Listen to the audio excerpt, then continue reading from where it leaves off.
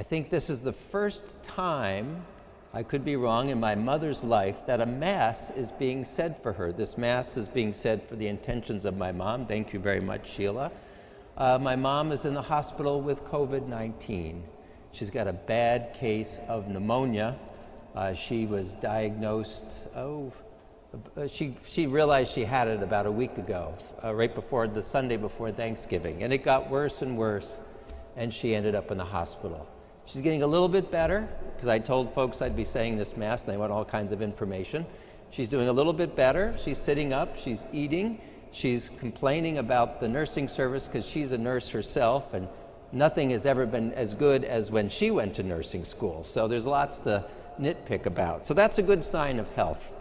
And one of the things, and thanks to social media, my mom would also be a part of this Mass every day, virtually. I think she came to the daily Mass on Facebook just about every day, and she'd leave a comment. She'd thank Samantha, or she'd thank Michael for the audio and the sound and all that good stuff. So she was a good virtual church goer, my mom. Never used to do daily Mass until the coronavirus. So she's been listening to the scriptures.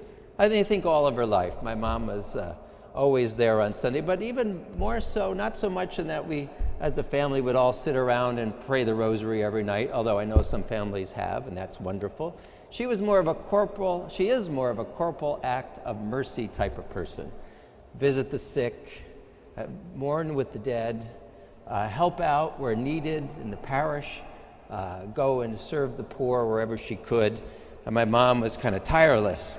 And so you could tell, I know, and because of all the people now who are praying for her, I have all these people on Facebook who are praying for her. Thank you very much if you're watching right now. It's meant a whole lot. And when you realize, and all of us know, in times of difficulty, when you need prayers, and you've been listening to the scriptures and doing corporal acts of mercy, all of a sudden there's a whole community of people that gathers around you and supports you and lifts you up. Whatever God wills, you know you're not alone. And that's been, what a blessing that has been.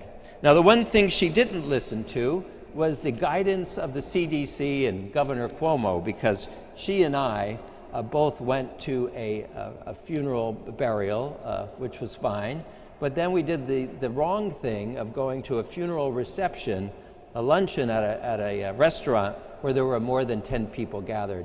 And 3 people from that luncheon, including my mother, got the coronavirus. So this is just, I'm going to take this pulpit as the platform today to pay attention and listen to what public health people are saying about this coronavirus. My mom is now in this soup, feeling really bad for not have listened to the guidance that turns out to be the correct guidance on these things. So when we called to listen, certainly we know in the church we're called to listen to God's word and to put it into action. We allow that word to also inform our reason and our wisdom as well. And so hopefully, as we gain wisdom from the scriptures and wisdom from experience, we go forward so that we can build our house, whether it's our spiritual house, and of course we want our temporal house, our physical bodies, to also be on solid ground as well. So this experience that we're going through as a community with this coronavirus calls us to listen with our heart and our mind and our bodies. We must all be attentive so that we can care for one another, not spread this awful thing to someone else. Now is a critical time, as we all know, that we are going to be going through. And on the guidance from officials say it's going to be a very rough couple of months. So we need to care for one another in prayer, and thank you again for the prayers for my mom. We need to care for one another and continue to keep up the very arduous task of being safe and healthy.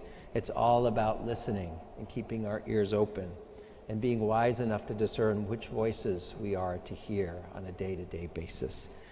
Again, my mom's doing a bit better, and thank you.